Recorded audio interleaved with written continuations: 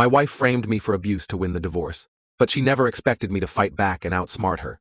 Now, she's the one with a criminal record, no friends, and a ruined life. Hello Reddit I plus here.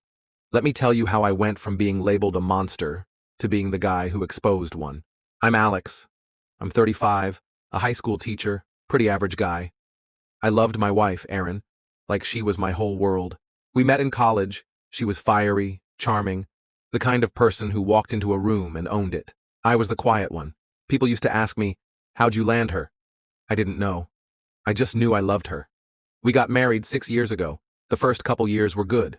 Real good. But then something started to shift. Erin started going out more, drinking more, and picking fights over nothing. One night she threw a wine glass at the wall because I forgot to buy her favorite hummus. I laughed, thinking it was a one-off, but it wasn't. Things got worse. She started recording our arguments, but only after pushing me to my limit. Once, she slapped me. I just stood there, stunned, and said, "What the hell is wrong with you?" She turned her phone on and said, "Say that again, Alex.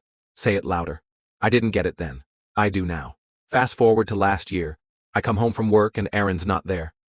Half the house is empty, my dog is gone, and there's a letter on the table, not a note. A letter. From her lawyer. She was filing for divorce. Full custody of our 3-year-old daughter, accusing me of domestic abuse. I felt like someone had kicked a hole in my chest. The next few weeks were hell. I got served a restraining order. I was removed from my own home. Erin told everyone, her family, mine, our friends, my coworkers, that I was violent, controlling, dangerous. I lost my job while the investigation was underway. People I'd known for years wouldn't even look me in the eye. But here's the thing. I'm a teacher. I know how to document. I know how to build a case. And most importantly, I know when something doesn't add up. I started digging. I found an old iPad we used to share. She hadn't wiped it. Rookie move. On it were messages, dozens, between her and her friend Jenna. I use that term loosely. They were talking about the plan, about how framing me would give her full custody, spousal support, and the house. She even practiced crying in videos, said she was gonna be the next Amber Heard but smarter. But she wasn't smarter. Not by a long shot. I backed everything up, every message, every fake photo she made, every text where she bragged about how easy it was to play the victim when you've got boobs and tears. I hired a lawyer, a shark, someone who used to prosecute domestic violence cases. She was skeptical of me at first, but when I showed her the evidence, her whole tone changed. We brought everything to court. Erin's team laughed it off until we started playing the videos, showing the fake injuries she photoshopped, reading out the texts about how she couldn't wait to watch me break. Then came the turning point.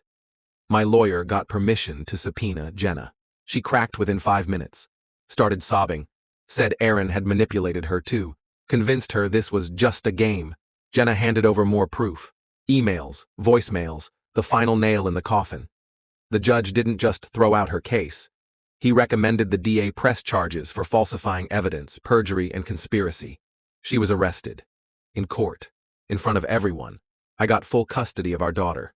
My name was cleared. My school gave me my job back. I even got a quiet apology from the principal who once told me to do the right thing and resign. Erin? She lost everything. Her job, her friends, her freedom for a while. The court mandated therapy and community service. Even her own parents cut contact, said they didn't raise whatever the hell she'd become. People ask me if I'm happy she's ruined.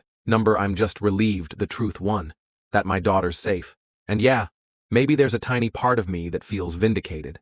Because the worst thing isn't being lied about. It's people believing the lies. But the best thing?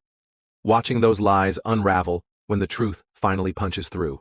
I don't know what's next for me, but I'll tell you this. I'll never ignore a red flag again. And if someone ever tries to destroy me with a lie, they better pray I don't have receipts.